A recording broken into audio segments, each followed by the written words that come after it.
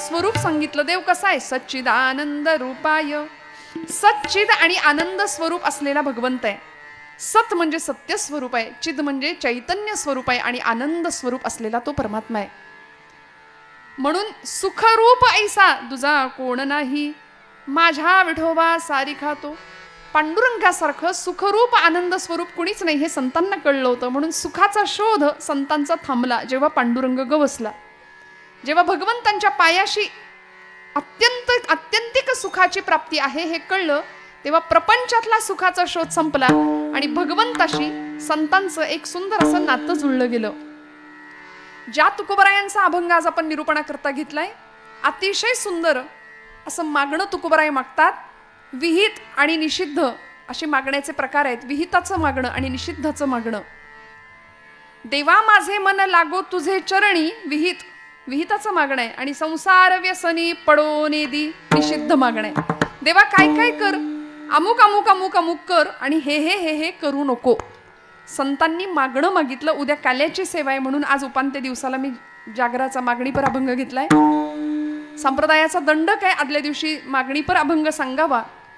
आणि काय मागायचं, भगवंताकडं मागायचं काय? खरं तर त्यांनी सगळं दिलंय. तो दाता आहे. त्यांनी दिलंय हे आमच्या लक्षात येत नाही म्हणून आमची झोळी कायम फाटलेली आहे. कायम आम्हाला मागायची इच्छा होते. जे वांछिले ते तू दिले, कल्पद्रुमा हे आदिमा हे अंतिमा, हे आदिमा हे अंतिमा. या मातीचे आकाश तू. बघा ना, या उत्सवी सृष्टीमध्ये त्यांनी आपल्याला जन्माला घातलं. हा पहिला मोठा उपकार आहे त्याचा आपल्यावरती. मनुष्य जीवन म्हणून, मनुष्य देह म्हणून जन्म दिला, नरदेह दिला. या नरदेहीचे निज्ञाने सच्चिदानंद पदवी घेणे, एवढा अधिकार नारायणे कृपावलोकने दिधला. बर देह असा दिला, नाही केलं आंधळं, नाही केलं पांगळं, उत्तम अव्यंग देह दिला, अव्यंग शरीर दिलं. दुर्लभात दुर्लभ असलेल्या गोष्टींपैकी आचार्य म्हणतात दुर्लभम त्रयमेव इतत् देवानुग्रह हेतुकम मनुष्यत्वम. पहिली गोष्ट मिळाली आम्हाला, मुमुक्षुत्वम, मोक्षाची इच्छा असणं. आम्हाला मोक्ष मिळाला पाहिजे. कुठल्या गावाला मिळतो मोक्ष? कुठे मिळतो मोक्ष? माऊली म्हणते येथे मोक्ष असे आयता श्रवणा माझी. इथं आयता मोक्ष आम्हाला मिळालाय. मुमुक्षुत्वम. आणि तिसरी गोष्ट आहे महापुरुष संश्रया, साधू संतांचा संग, सत्पुरुषांचा सहवास. या तीन गोष्टी अत्यंत दुर्लभ आहेत आणि त्या साधकाला मिळाव्यात. आम्ही मनुष्य म्हणून जन्माला आलो ना, आता या दिशेने आमचा प्रवास सुरू झाला पाहिजे. तुकोबरायांचा तो प्रवास होता. साधकावस्थेतली धडपड तुकोबरायांची इतकी विलक्षण होती की प्रपंच बाजूला ठेवला आणि परमार्थ करण्याकरता 8-8, 15-15 दिवस सतत बाहेर असायचे. सतत. एकदा आळंदी, एकदा पंढरपूर, भामचंद्राचा डोंगर. आणि त्या डोंगरावरती तुकोबरायांचे अभंग प्रसृत झाले. सुंदर पद्धतीने तुकोबरायांनी अभंग जन्माला घातले. महाज्ञान देती जगाला अभंग, जया भंग नाही असे ते अभंग. आज आमचा समाज दुभंग होतोय ना, पण संत वाङ्मय अभंग आहे.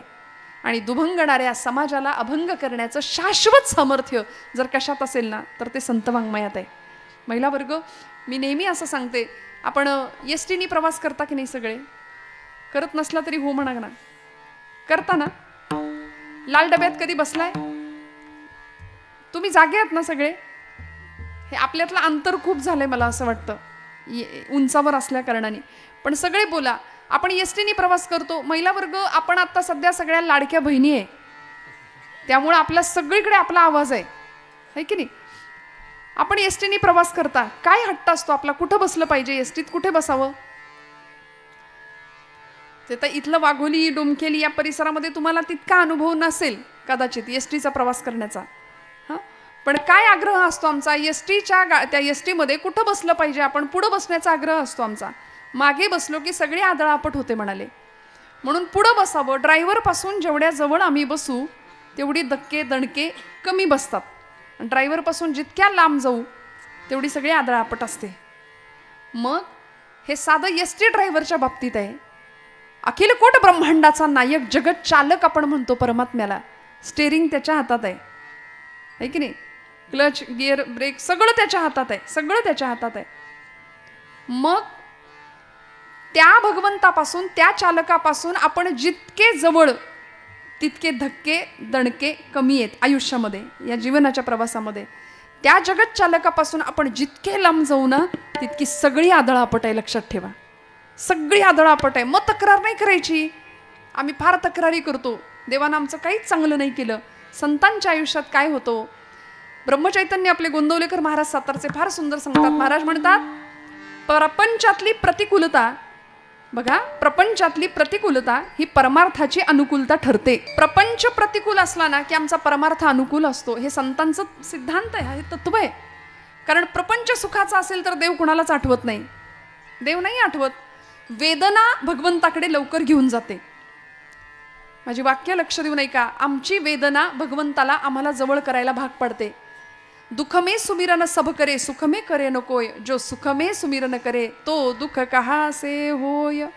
आणि आम्ही अशी लबाड माणसं आहे की दुःखात भगवंत आठवतो. तुकोबराय म्हणतात, तिन्ही त्रिकाळ सर्व काळ तुझा संग मला लागला पाहिजे, तुझ्या नामाचा छंद मला लागावा.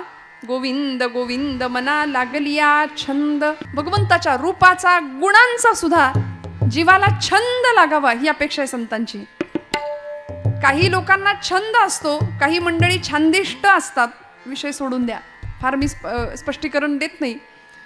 पण कुणाला काय आवडतं? आपण भगवंताच्या विषयीचा वर्णन करत असताना देवाला आपण आदी म्हणतो. आदी, अनादी. भगवंत कसा आहे? अनादी आहे. माझे गुरुजी म्हणायचे, देव अनादी आहे, आपण सगळे नादी आहे. कुठल्या ना कुठल्या नादात अडकलेलो आहोत.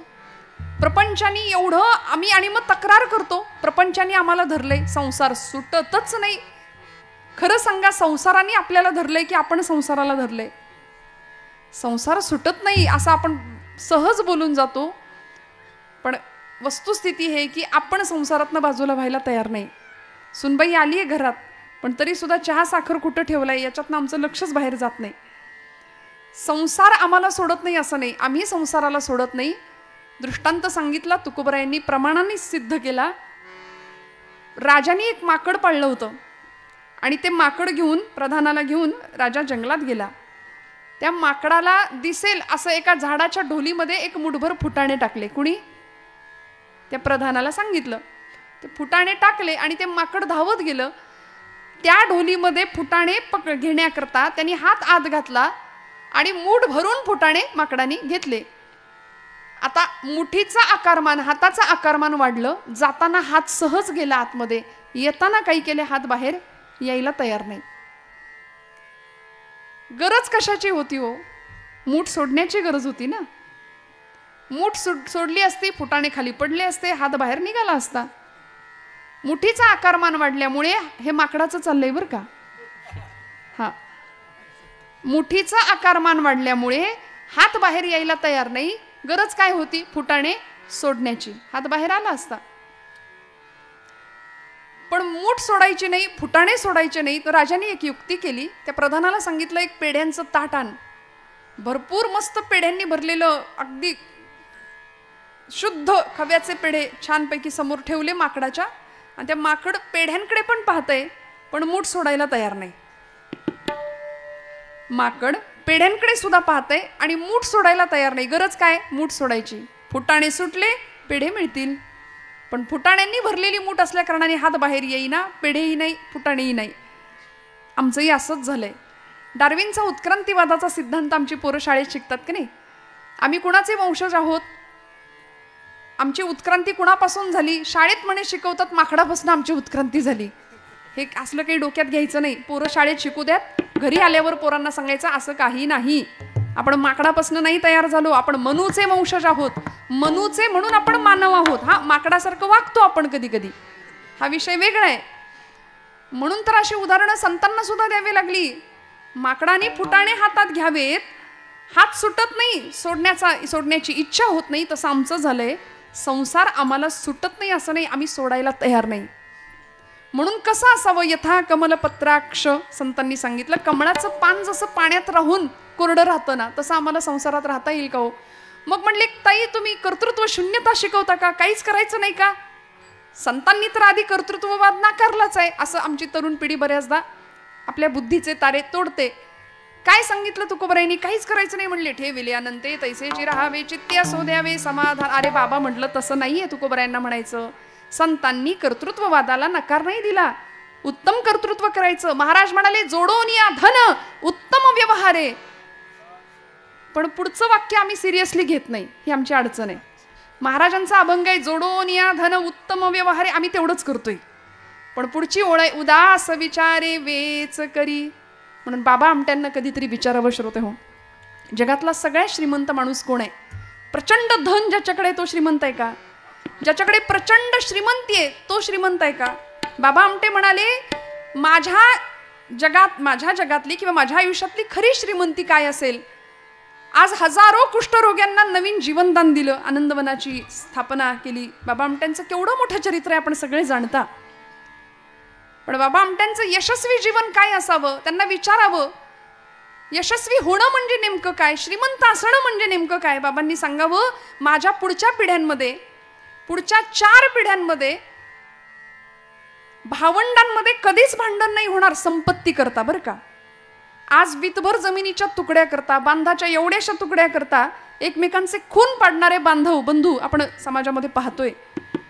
पण माझ्या पुढच्या पिढ्यांमध्ये संपत्तीच्या वाट्यासाठी, हिश्श्यासाठी माझी पिढी कधीच भांडण नाही करणार. भांडण झालं तर ते सेवा कुणाची कशी किती करायची याच्यावरून होईल म्हणाले. प्रचंड त्यागमयी जीवन, त्यामुळे जीवनाचा खरा आनंद गवसला, खरं सुख कशातही सापडलं. आणि संतांचंही तेच आहे हो. प्रपंच सोडा असं महाराजांनी आम्हाला सांगितलंच नाही. समर्थ म्हणाले प्रपंच करावा नेटका, फाटकं तुटकं जगणं संतांनाही मान्य नाही. उत्तम नेटकच. दासबोधात ओवी आहे प्रपंची असावे सुवर्ण, परमार्थी पंचीकरण. बघा सोनं कसं आहे आता, असावं की नाही प्रपंचात सुवर्ण?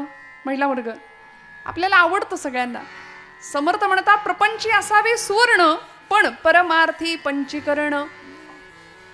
सगळ्याचा मोह असावा, सगळं जोडावं. जोडून या धन उत्तम व्यवहारे. पण अशी उदास विचारे वेच करण्याची वृत्ती तुमच्या माझ्या मनामध्ये निर्माण व्हावी, ही संतांची अपेक्षा आहे. मग हे सगळं जीवन कधी आम्हाला कळतं किंवा हे सगळं कधी घडतं? तेव्हाच जेव्हा खऱ्या आनंदाची प्राप्ती होते. तुकोबरायांना त्या आनंदाची प्राप्ती झाली म्हणून तर प्रपंच ठेवला ना बाजूला, गेले भामचंद्राच्या डोंगरावरती. जन विजन झाले आम्हा विठ्ठल नामाप्रमाणे म्हणाले. जन आणि विजन सारखंच. वन पट्टण एक भाव अवघा झाला एक. वन आणि पट्टण, जंगल आणि शहर एकच झालं आमच्यासाठी. आम्हाला फरक नाही पडला कशाचा. तुका म्हणे होय मनाशी संवाद आपुलाची वाद आपणासी. तुका म्हणे होय मनाशी संवाद आपुलाची वाद आपणासी. काय आनंद होता तुकोबरायांच्या जीवनामध्ये. अहो घरामध्ये 18 विश्व दारिद्र्य. कधीतरी आवला आईने विचारावं आईसाहेबांनी, धनी तुम्ही रोज पांडुरंगाचं पाय पकडण्यासाठी जातायसा, पण माझ्या संसाराची धुळधाण झाली त्याच्याकडे वाईस बघा की. महाराज म्हणायचे आवले चिंता करू नको, ज्यानं चोच दिलीये तो चारा देणार आहे. एखाद्या शेताची राखण करण्याचं काम तुकोबरायांना मिळावं, पण ते काम करताना सुद्धा महाराज म्हणायचे सदा माझे डोळे जडो तुझी मूर्ती. सदा माझे डोळे जडो तुझी मूर्ती. सदा माझे डोळे जडो तुझी मूर्ती. सदा माझे डोळे जडो तुझी मूर्ती.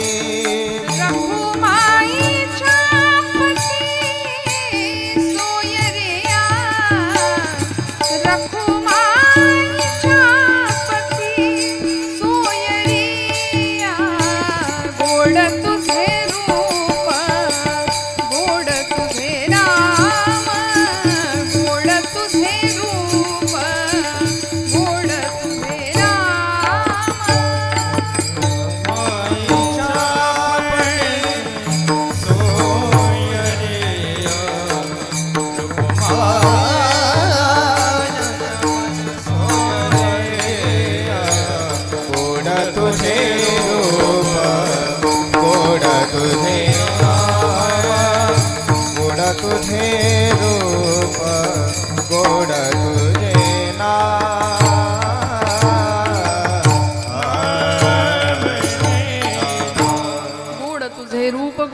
नाम एकच ध्यास लागला की त्याच्या वाचून आता जीवन चैन नाही पडत, कशातच करमत नव्हतं ना. म्हणून एखाद्या शेताची राखण जर तुकोबरायांना करायची वेळ आली, ऊसाची राखण महाराजांनी करावी.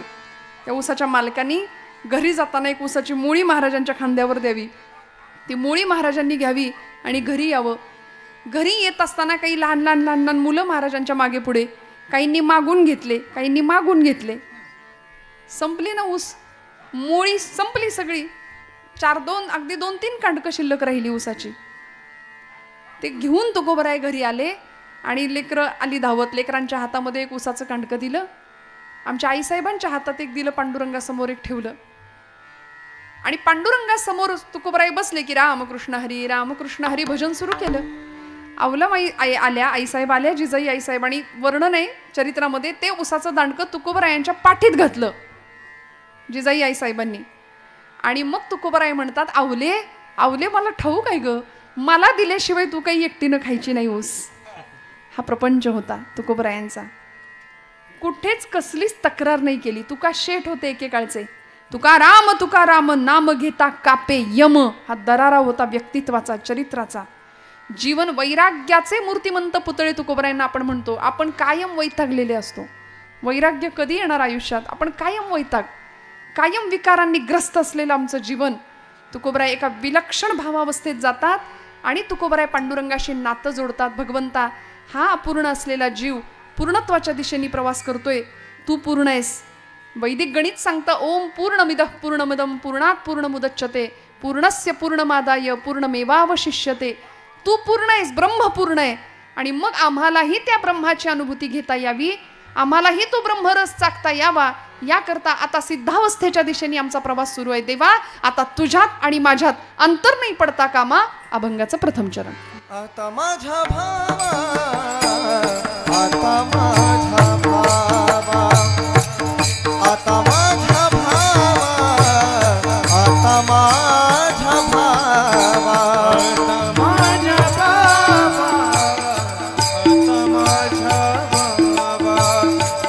आता माझा भावा, आता माझा भावा, आता माझा भावा, आता माझा भावा,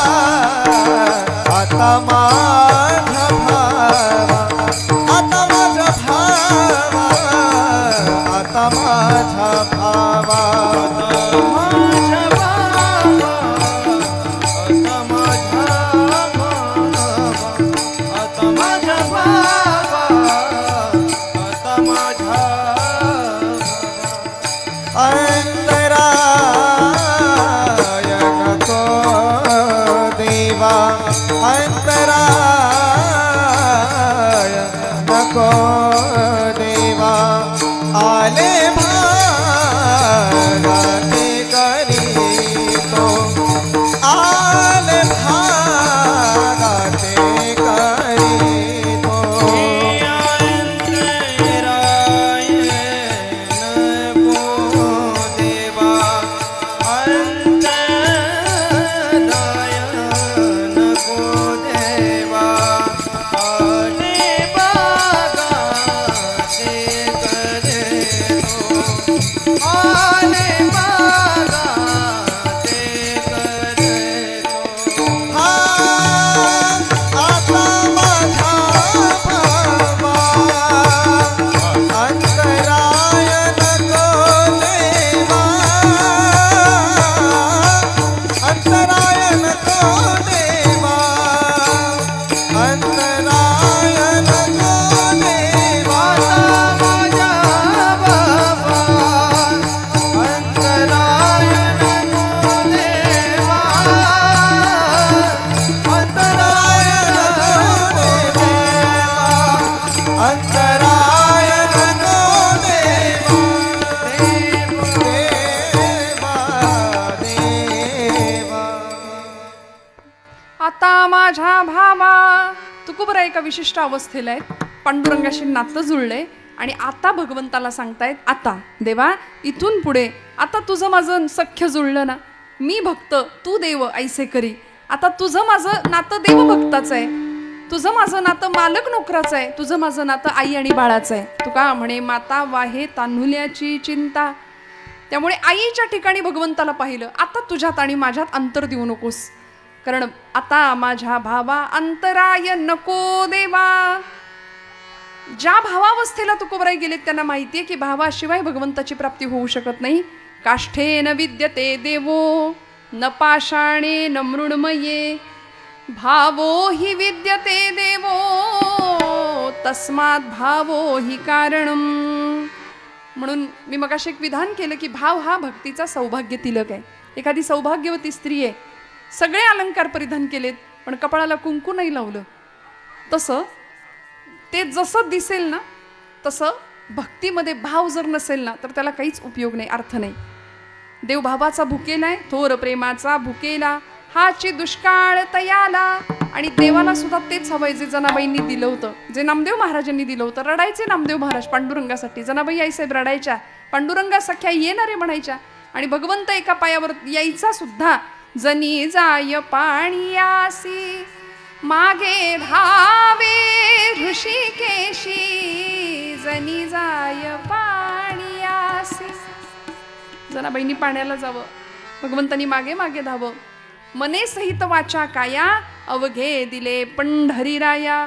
सगळं भगवंताला देऊन टाकलं होतं आणि भाव भगवंताच्या पायाशी स्थिर केला होता, चरणांशी, की आता तुझ्याशिवाय आम्हाला दुसरं काहीही नाही. अन्याश्रयाणाम त्याग हा इति अनन्यता. हा अनन्य शब्दाचा अर्थ शास्त्रकार सांगतात, इतर कुठल्याही आश्रयाचा त्याग आणि एकच आश्रय प्रभुचरणांचा. इतका दृढ भाव भगवंताच्या चरणी दृढ व्हावा की आपुला तो एक देव करुणी घ्यावा तेणे विण जीवा सुख नोहे. भगवंत एक, बस, त्याच्याशिवाय दुसरं काही नाही. निष्ठावंत भाव भक्तांचा स्वधर्म निर्धार हे वर्म चुको नये. वाटेल ते झालं तरी चालेल. तुका म्हणे प्राण करा देवासी अर्पण.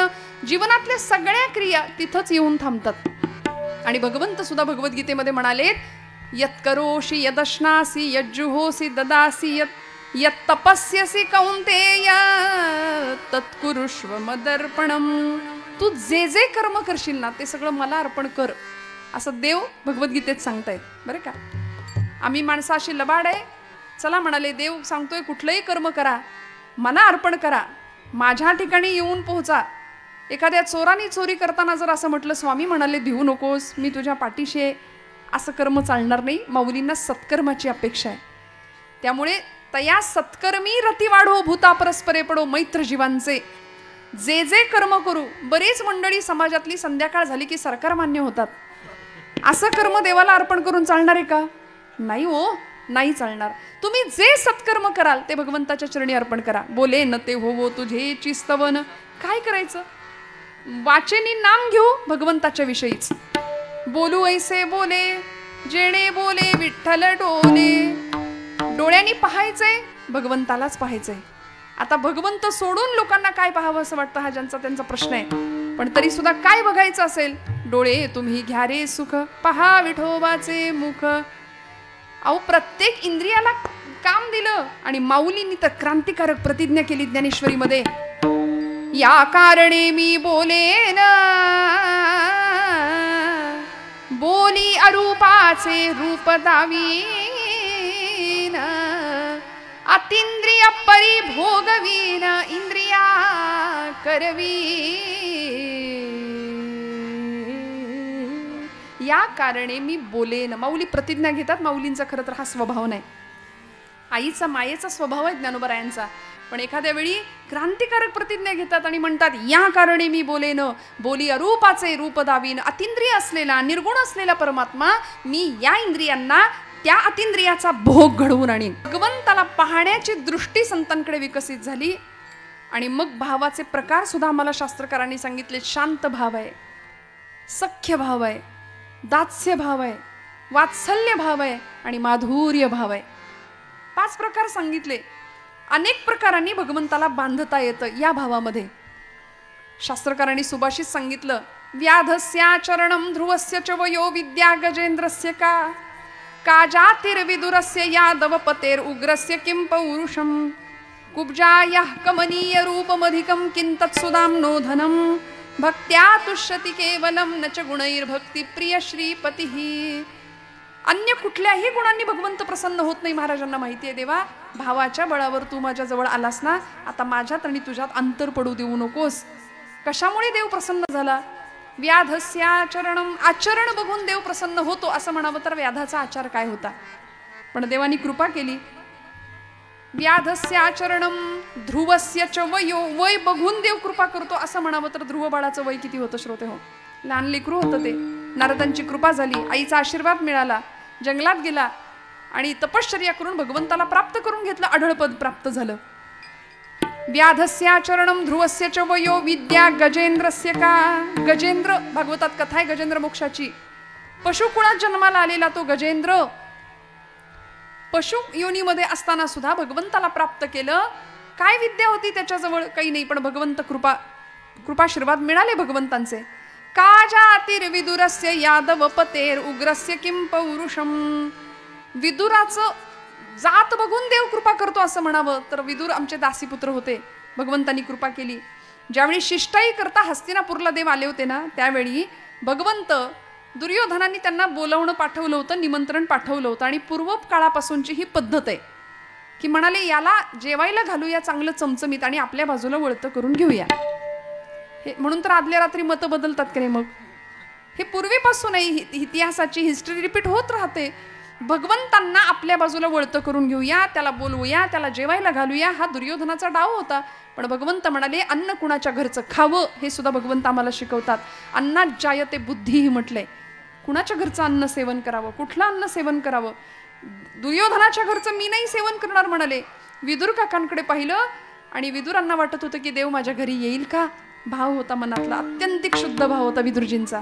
विदुरजी घरी गेले, भगवंत दारात उभे राहिले आणि कडी वाजवली. काका काका मी आलोय म्हणाले, मला जेवायला वाडा भूक लागलीये. बघा श्रोते हो, आमचं वर्तन असं असावं, आमचं वागणं असं असावं की एक दिवस देवानी येऊन आमची सुद्धा कडी वाजवावी की दार उघडा मी आलोय म्हणून. विदुरजींच्या दारात भगवंत उभे आहेत आणि भगवंत अशांच्याच दारात येतो. द्वारकेचा राणा पांडवा घरी भगवंताच्या चरणाशी. याचं कारण देव दारात गेला, विदुर काकांच्या घरी आला, जेवायला वाडा म्हणाले. विदुरजींचं अन्न सेवन करावं, पूर्णत्व प्राप्त करून दिलं जीवनाला. काजातिर्विदुरस्य यादव पतेर उग्रस्य किं पौरुषम. उग्रसेन यादवाचं पौरुष काय होतं, काय पराक्रम होता? उग्रसेन यादवांना कैदेमध्ये टाकून कंसानी त्यांचा मुकुट स्वतःच्या डोक्यावर घेतला आणि राज्यकारभार करत होता, अनन्वित अत्याचार करत होता लोकांवरती. पण भगवंतांनी उग्रसेन यादवांनी भगवंतांचं स्मरण केल्यामुळे त्यांचा उद्धार केला. कंसाला मारलं आणि खरंय कंस मारावाच लागतो, कंस सोडवावाच लागतो, तेव्हा गणित सुटतं. आता हे मराठी मीडियमच्या पोरांना कळेल, इंग्लिश मीडियमच्या मुलांना कळेल की नाही मला माहिती नाही. आमचे गुरुजी लहानपणी सांगायचे गणित सुटायचं असेल तर कंस सोडवावा लागतो, मग गणित आपोआप सुटतं. कृष्ण परमात्म्याने आधी कंसाला सोडवलं, पुढची गणितं आपोआप सुटत गेली. कंसाला आपल्या मुष्टियुद्धाच्या मुष्टीने प्रहार केला, त्रैलोक्याचा भार होऊन भगवंत कंसावरती कोसळले आणि कंसाला मारलं आणि मग राज्यपद पुन्हा उग्रसेनांनाच दिलं. स्वतः बसले असते तरी कुणी काही म्हटलं नसतं, पण त्याचं वर्णन आहे, त्याचा स्वभाव आहे, तू तो उदारांचा राणा, द्यायला येतं भगवंताला. तो बसू शकला असता. अहो जरासंधाला मारलं, मग त्याचं अख्खं साम्राज्य भगवंतांनी स्वतःच्या ताब्यात घेऊ शकला असता, पण नाही, जरासंधाच्या पोराला देऊन टाकलं, स्वतः नामानिराळे राहिले, आयुष्यभर हसत राहिले आणि हसवत राहिले. भगवंतांच्या जर चरित्राचा आपण बारकाईने अभ्यास केला ना तर आपल्याला कळतं देवाकडं किती दुःख होतं, प्रचंड दुःख होतं.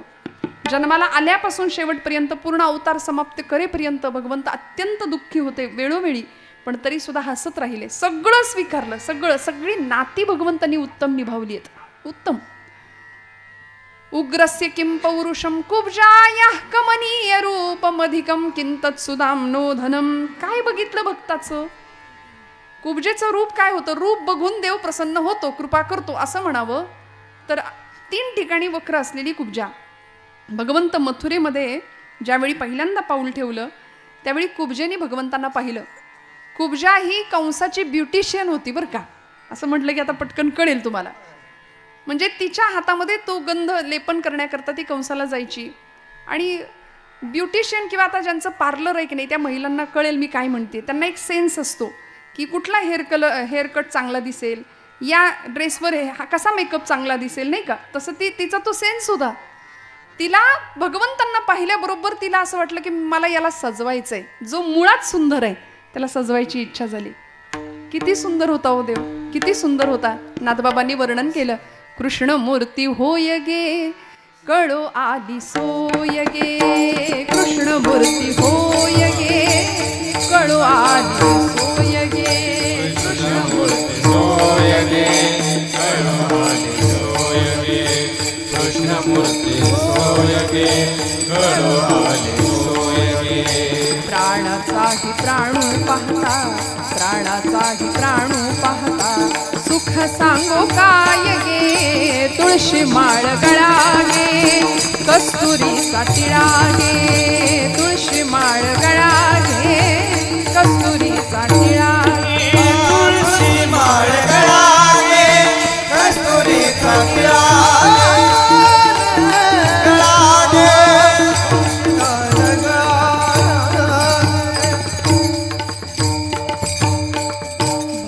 कृपेची माय गे, ओळखली विठाई गे, एका जनार्दनी विठो जोडियले पाय गे, तुळशी माळ गळा गे, कस्तुरीचा टिळा गे. किती गोड आहे भगवंत. आणि कुब्जा भगवंतांच्या समोर जाते आणि देवाला म्हणते, देवा कृष्णा तुला सजवू का, तुला नटवू का. आणि भगवंतांनी तिच्या मनातला भाव जाणला आणि तिला हाक मारली, हे सुंदरी. अश्रुधारा व्हायला लागल्या डोळ्यातनं. अरे देवा, सगळी मथुरा मला मी कुरूप आहे म्हणून कुब्जा म्हणते आणि तुला मी सुंदर दिसले. भगवंतांचं वाक्य आहे, ऐका. भगवंत सांगतात, आपली भारतीय संस्कृती, आपलं अध्यात्म हे बाह्य सौंदर्याला नाही, आत्म्याच्या सौंदर्याला महत्त्व देतं. आम्ही आंतरिक सौंदर्यवान आहोत का याचा ज्याचा त्यांनी विचार करायचा. आमच्या हृदयामध्ये खरंच विकार भरलेत का. ते 6 भाडेकरू आम्ही ठेवलेत प्रत्येकाने. 6 भाडेकरू आहेत, 6 विकार आहेत. हे भाडेकरू हाकलले पाहिजेत, तेव्हा हृदय स्वच्छ होईल, निर्मळ होईल. मग तुका म्हणे, देह नव्हे मी हे सरे, उरला उरे विठ्ठल. अशी अवस्था प्राप्त होते. मी आणि तो दोन नाही, देव माझ्यात येऊन स्थिरावला आणि मीच देव झालो. ही अनुभूती तुकोबराय घेतायत. म्हणून तर आता म्हणतात, देवा आता अंतर देऊ नकोस, आता माझ्या भावा अंतराय नको देवा. सुदामजींचं उदाहरण दिलं या श्लोकामध्ये. शेवटी सुदाम्यांचा सुद्धा भावच पाहिला भगवंतांनी. आणि एका मित्राने दुसऱ्या मित्राला देताना मी दिलंय हे सांगायचं सुद्धा नसतं, हे सुद्धा सांगितलं. देवानी सांगितलं नाही मी तुझ्यासाठी काय केलंय. सुदाम्यांनी सुद्धा सांगितलं नाही सुदामजींनी की माझ्याकडं काही नाही देवा, दरिद्रावस्था आहे, नाही सांगितलं. पण दोघांनी एकमेकांचा भाव जाणला आणि उत्तम अशी भक्तीची परिणती सुदामजींना मिळाली. तुकोबराय म्हणतात, असा भाव मी तुझ्या चरणावर ठेवलाय ना, आता तुझ्यात आणि माझ्यात अंतर पडू देऊ नको देवा. आता माझ्या भावा अंतराय नको देवा. तू वाट्याला दिलेलं सगळं प्रारब्ध कर्म मी आनंदाने भोगायला तयार आहे. माझी तक्रार कुठलीच नाही. अभंगाचं 2रं चरण.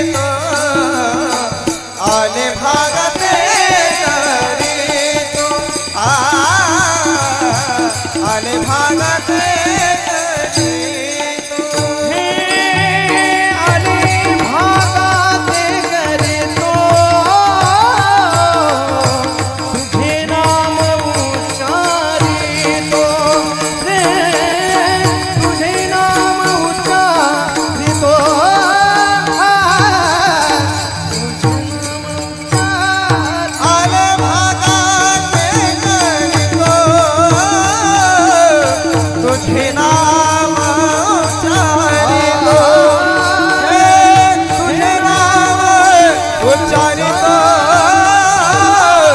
तुझे नाम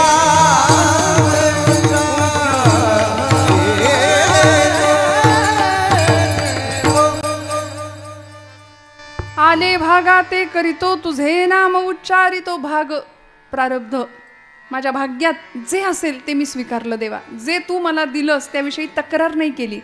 बघा संतांनी तक्रारी नाही केल्या, तक्रारी तुम्ही आम्ही करतो. संतांनी दंडवत घालून तुमच्या माझ्या कल्याणाची कामना केली, शाश्वत कल्याणाची.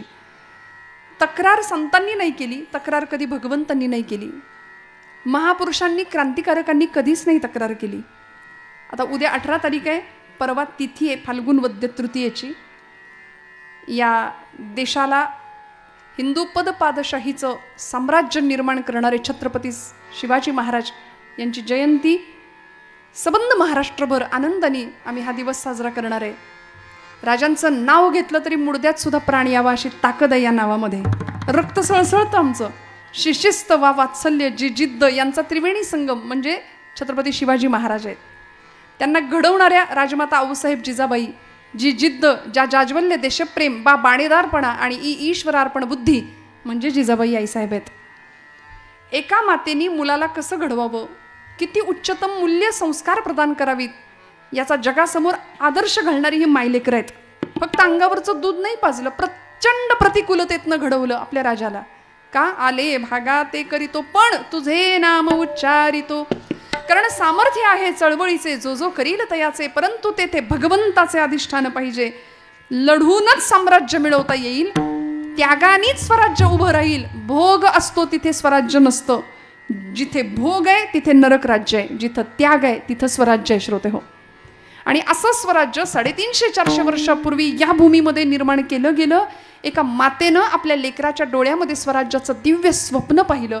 प्रचंड प्रतिकूलतेतनं राजांना मोठं केलं की ज्या पुण्याच्या आजूबाजूला राखेचे डोंगर साचलेले आहेत, माणसं परागंदा झालेली, देशोधडीला लागलेली, आपल्याच घरच्या बाया बापड्यांना आपल्या डोळ्यासमोर ओढत आणून फरफटत आणून अब्रू लुटताना पाहण्यापलीकडं दुसरा इलाज उरला नव्हता. इतकी भीषण परिस्थिती. कित्येक ब्राह्मणी गुजरणी भ्रष्टविल्या, किती एक देशांतरा त्या विकिल्या, किती एक हाल होवोनी मेल्या. असं विलक्षण काळ जो होता, त्या काळामध्ये छत्रपती शिवप्रभूंच्या 5 वर्षाचं वय असताना त्या डोळ्यामध्ये स्वराज्याचं दिव्य अंजन घालणं आणि त्या दृष्टीनं त्याला कार्यप्रवृत्त करणं, हे एका आईनं घडवलेला इतिहास आहे या भूमीमध्ये. म्हणून मी कधी कधी धाडसाने विधान करते.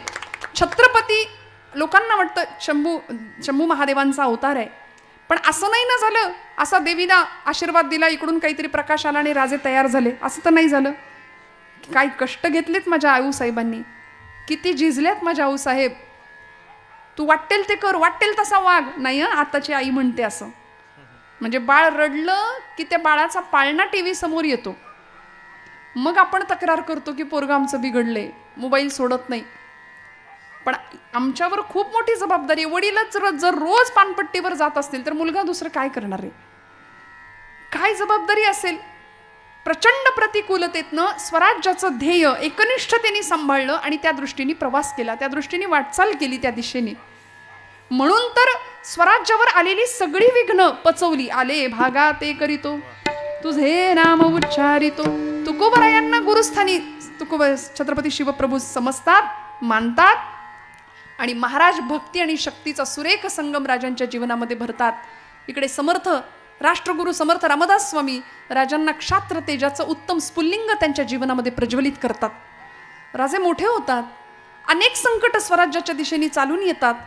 अफजल खान नावाचं क्रूरकर्मा पठाण प्रतापगडाच्या दिशेने येतो ना, त्यावेळी आदिलशहाच्या दरबारामध्ये चांदीच्या तबकातला तो विडा उचलतो आणि बडी बेगम साहिबाला तो अफजल खान सांगतो कि मैं शिवाजी को पकड़ के लाऊंगा, शिवाजी को पहाड़ का चूहा है उसे यूं पकड़ के लाऊंगा.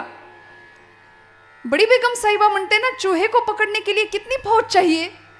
तो अफजल खान म्हणतो यूं ही कोई 20-22 हजार, 22,000 उंदरासाठी. तेवढंच घोडदळ, तेवढंच हत्तीदळ, तेवढंच पायदळ किती वर्ष चालेल म्हणाले मोहीम. अफजल खान म्हणतो 3 बरस तक चलेगी ये हमारी मोहीम. त्याचं त्यालाच खात्री नव्हती की मी राजाला मारू शकेन की नाही.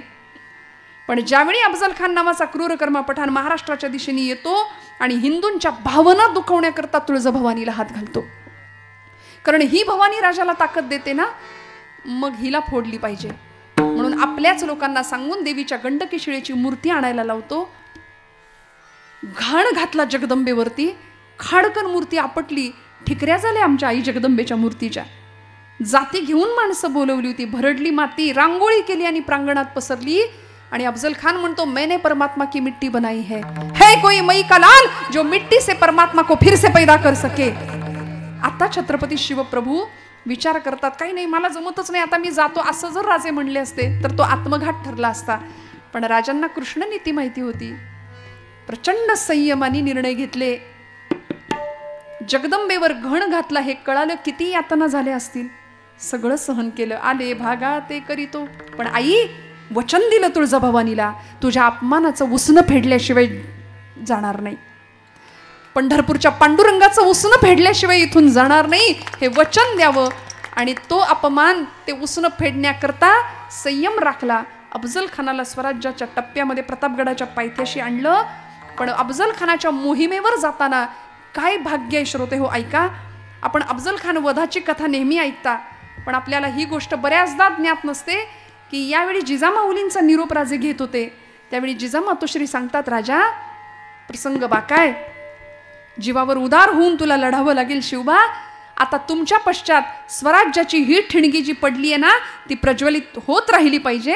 आता इथे स्वराज्य आकाराला येण्यापासून वंचित होता कामा नये. तुमच्या पश्चात सुद्धा स्वराज्याचं काम टिकलं पाहिजे, वाढलं पाहिजे चंद्राच्या कलेप्रमाणे. या मोहिमेमध्ये तुम्हाला दगाफटका होऊ शकतो राजे. हे कोण सांगते? आई सांगते. आणि राजे, या मोहिमेमध्ये जर तुम्हाला काही दगाफटका झाला तर तुमच्या पश्चात स्वराज्य चाललं पाहिजे, याच्याकरता मृत्यूपत्र लिहा. जिजाऊ माऊली आपल्या पुत्राकडून मृत्यूपत्र करून घेते. काय कठोर मन असेल आमचं असतं, आमच्या लेकाचा काही त्रास नाही, उठ म्हणलं की उठतो, बस म्हणलं की बसतो, अगदी वडिलांच्या वळणावर गेलाय. म्हणजे आम्हाला जे मिळालं नाही ते सगळं लेकरांना मिळावं इतकी आमची अपेक्षा असते ना. त्यामुळं मग नाही हा शब्द ऐकायची सवय नाही राहत आमच्या लेकरांना. सगळं मिळतं, मागायच्या आधी मिळतं, दिलेल्याची किंमत राहत नाही. 16व्या वर्षी तोच मुलगा आपल्या आईबापाला विचारतो, तुम्ही आमच्यासाठी काय केलं, काय केलं आमच्यासाठी. आणि मग त्यावेळी खाडकन डोळे उघडतात, अरे रे कितीही करा. म्हणून ब्रह्मचैतन्य महाराज आमचे म्हणतात, तुम्ही प्रपंचासाठी कितीही करा, कुणीच केलं कुणी म्हणणार नाही, पण माझ्या देवासाठी थोडंसं करा, देव लक्षात ठेवतो, देव लक्षात ठेवतो. छत्रपती शिवप्रभूंनी जगदंबेच्या अपमानाचं उसनं घ्यायचं निर्णय ठरला. इकडे जिजाऊ मातोश्रींनी मृत्यूपत्राची तयारी केली. राजे मृत्यूपत्रावर सही करा, मृत्यूपत्र लिहा. राजे निघाले. सईबाईंचा निरोप घेतला, माझ्या शंभू बाळाला सांभाळ म्हणून सांगितलं. आणि जात असताना आता बाहेर पडणार मोहिमेकरता जी काही थोडीशी फौज फाटा होता तो घेऊन राजे निघालेत. राजांचं बुद्धी चातुर्य आणि राजांची विवेक बुद्धी दोन्हीही पणाला कस लागला होता बुद्धी चातुर्याचा. वाघनकं तयार ठेवली होती जहरी विष लावून. आपल्या सगळ्यांना हा इतिहास माहिती, मी नव्याने नाही सांगत आहे. पण कशाला म्हणतात त्याग, कशाला म्हणतात वाट्याला आलेलं स्वीकारणं. राजे बाहेर पडतात आणि 60-70चा एक अत्यंत वृद्ध असा इसम, म्हणजे राजांच्या मावळ्यांमध्ये भीष्माचार्य म्हणून ज्यांना पाहावं आणि बघावं असे कान्होजी काका जेधे समोर येतात राजांच्या. आणि कान्होजी काका म्हणतात, राजा एकटाच निघालाय सोयर. राजांनी सांगितलं, काका काय म्हणताय, गंमत दाखवू का म्हणले. पत्र बघ अफजल खानानं पाठवले.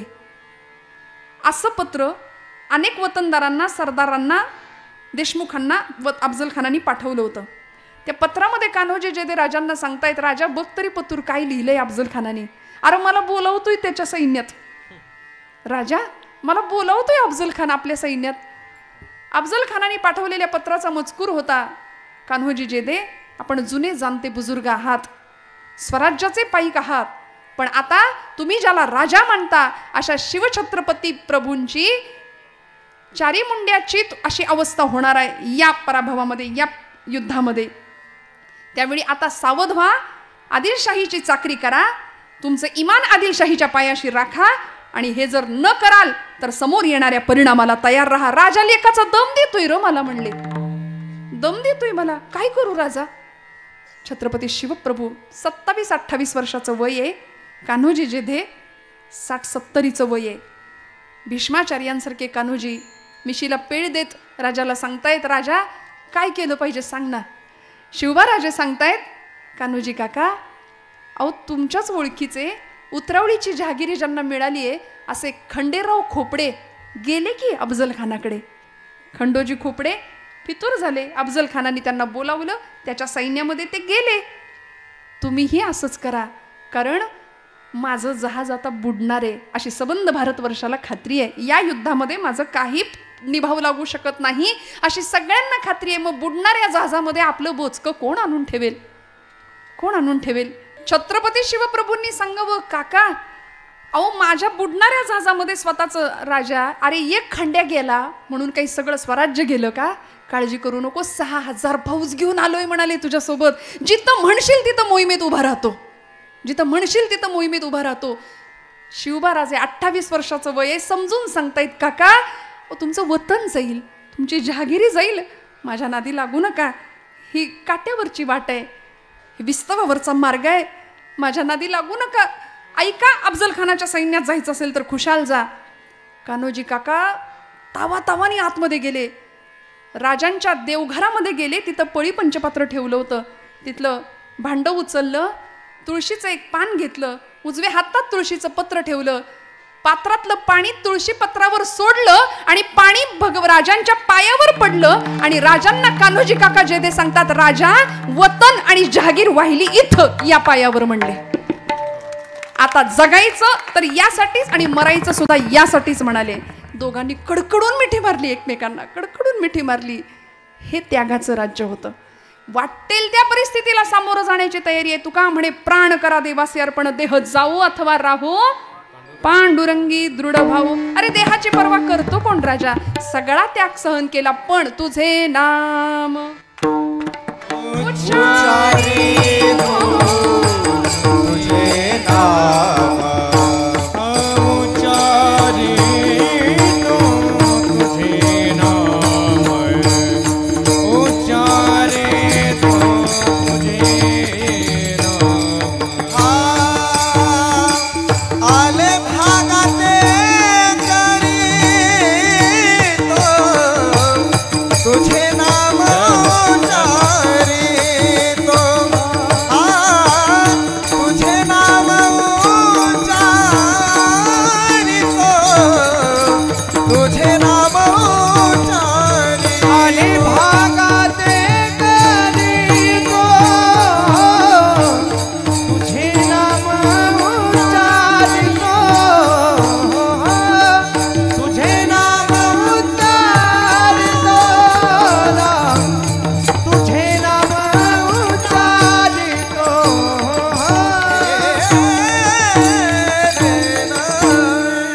आले भागाते करीतो तुझे नाम उच्चारितो. वाट्याला येईल ते सगळं दुःख सहन करण्याची तयारी आहे, पण देवा तुझे गुण, तुझं रूप आणि तुझं ध्यान याच्याशी आम्ही एकनिष्ठ राहू. अनेक संतांची उदाहरणं आपल्या सगळ्यांना माहिती आहेत. ज्या प्रभूंच्या चरित्राबद्दल आपण चर्चा करतो, असं आत्मानं मानुषम म्हणणे रामम दशरथात्मज, ही रामांची चरित्राची ओळख स्वतः प्रभू सांगतात. आत्मानं मानुषम म्हणणे रामम दशरथात्मज, मी रामाचा दशरथाचा आत्मज आहे, मी मुलगा आहे, त्यामुळे मनुष्यत्वाच्या सगळ्या मर्यादा मला लागू पडतात. माझ्या सीताचं हरण झालं त्यावेळी झाडाला, वेलीला, वृक्षाला मी सीते सीते करून रडलो, जसा सामान्य एखादा नवरा रडेल तसा. त्यामुळे मी माणूस म्हणून जन्माला आलो, मनुष्यत्वाच्या सगळ्या मर्यादा आहे. याच्या उलट गोपाळकृष्ण सर्व धर्मान परित्यज्य मामेकम शरणम व्रज, ते त्याच्या आयडेंटिफिकेशन देतात भगवंत. मी कोण? सर्व धर्मान परित्यज्य मामेकम शरणम व्रज. पण भगवान गोपालकृष्ण असू देत किंवा प्रभू रामचंद्र असू दे, आपल्या आपल्या अवतारामध्ये सुद्धा देवांनी किती सहन केलं. शेवटच्या क्षणी कुरुक्षेत्रावर ज्यावेळी सगळा संहार होतो, कौरवांचा निर्वंश होतो, त्यावेळी गांधारी माता शाप देते भगवंतांना की कृष्णा, हे सगळं तू जाणीवपूर्वक घडवून आणलंस, तुला शाप देते. आज 100 पुत्रांची आई असून सुद्धा मी निर्वंश झाला माझ्या कौरवांचा, मी निपुत्रिक झाले ना, तुझ्या डोळ्यासमोर यदुवंशाचा नाश होताना तू पाहशील आणि निर्जन वनात एकटा मृत्यूला सामोरा जाशील. भगवंतांनी सहन केला. हा आशीर्वाद सुद्धा, हा शाप सुद्धा आशीर्वाद म्हणून स्वीकार केला. गांधारी मातेला सांगतात, आई आय एक्सेप्ट इट, तुझा शाप सुद्धा मी आशीर्वाद म्हणून स्वीकारतो. स्वीकारलं. इकडे कैकेयी मातेनी रामा अवतारामध्ये ज्यावेळी प्रभूंना वनवासाला जाण्याकरता वचनं मागितली दशरथ राजाकडून, त्यावेळी आत्ता कळालं होतं की उद्या राज्याभिषेक आहे. बघा, आता कळालं होतं आपल्याला उद्या गादीवर बसायचंय. काही वेळानंतर कळतंय गादी विधी काही नाही, वल्कल परिधान करायचे ना, वनवासाला काय होईल, आजच्या रामाचं काय होईल. आकाश पाहता सत्य, सगळी भूक सत्तेसाठी, संपत्तीसाठी आहे की नाही, खुर्चीसाठी. आत्ताचा राम काय करेल. का रामांचं चरित्र या देशाच्या तरुण पिढीने ऐकायचं. त्यागाचा सर्वोत्तम आदर्श म्हणजे प्रभू रामचंद्र आहे. का रामप्रभूंचं आणि भरतांचं चरित्र ऐकायचं. दोन भावंडांनी कसं असलं पाहिजे हे सांगणारं भरत आणि रामांचं चरित्र प्रत्येक तरुणाने ऐकावं, प्रत्येकाने ऐकावं. रामप्रभू वनवासाला जायला तितक्याच निर्विकल्प अवस्थेमध्ये तयार झाले. इकडं सीतामाईंना निरोप द्यायला गेले प्रभू रामचंद्र की सीते मी येतो म्हणून. कल्पना करा काय झालं असेल एका सौभाग्यवती स्त्रीचं, पतिव्रतेचं. जनक राजाकडून निरोप आला होता, सीता जानकी निघून ये बरं का, निघून ये, ते 14 वर्षांचा वनवास झाला की मग तुला मी अयोध्येत पाठवतो, असं वडिलांनी निरोप पाठवला होता. आत्ताची सीता असती तर बॅग भरली असती की नाही लगेच, ते तिकडं वनवास तुमचा बघा, मी चालले माझ्या घरी. पण नाही हो, सीतामाईंकडे ज्यावेळी प्रभू रामचंद्र येतात ना, त्यावेळी आईसाहेब सांगतात, निरोप कसला माझा घेता. महाराष्ट्राचे आधुनिक वाल्मिकी गदी माडगुळकर आणि बाबूजींची चाल. काय सीतामाईंचा त्याग आहे. मी येणार तुमच्या बरोबर, माझा कसला निरोप मागता. निरोप कसला माझा घेता, जेथे राघव तेथे सीता, जेथे राघव तेथे सीता, ज्या मार्गी हे चरण चालती, त्या मार्गी मी तुमच्या पुढती. वनवासाची मला न भीती, संगे आपण भाग्य विधाता, जेथे राघव तेथे सीता, जेथे राघव तेथे सीता. हसतमुखाने आईसाहेब म्हणून पतिव्रतांमध्ये ज्यांचं नाव आहे अशा अहिल्या, द्रौपदी, सीता, तारा, मंदोदरीस्तताम, पंचकन्याम स्मरे नित्यम वेदवाणी प्रवर्तते. अशा सीतामाईंचा त्याग तुकोबराय म्हणतात, देवा तूही सोसलंस, मग आम्ही सोसलं तर त्यात काय नवल. आता माझ्या भावा अंतराय नको देवा, आले भागा ते करीतो तुझे नाम उच्चारितो. दृढ माझे मन येथे राखावे बांधोन, आले भागा ते करीतो तुझे नाम उच्चारितो. तुकोबरायांनी मागणी मागितली, देवा सगळं मान्य, मी तुझ्या चरणी भाव स्थिर केला, पण माझं मन नावाचं जे प्रकरण आहे ते इतकं नष्ट, भ्रष्ट, कुलिष्ट आहे, ते सगळीकडे धावतं पण इकडे येत नाही. आपण म्हणतो पोरगा ऐकतच नाही, ऐकतच नाही. आई वडिलांच्या तक्रारी असतात की नाही, कार्टा ऐकायलाच तयार नाही, दिवसातनं 10 वेळा आई म्हणते, ऐकतच नाही. आई म्हणलं बहिरा आहे का, म्हणलं बहिरा नाही, सगळं ऐकायला येतं पण जेवढं ऐकायला पाहिजे ते ऐकत नाही, नको तेच बरोबर ऐकतं.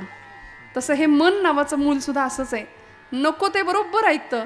म्हणून तर या मनाला उपदेश करावे लागले समर्थ रामदास स्वामींना. मना सज्जना भक्तिपंथेची जावे, तरी श्रीहरी पाविजे तो स्वभावे.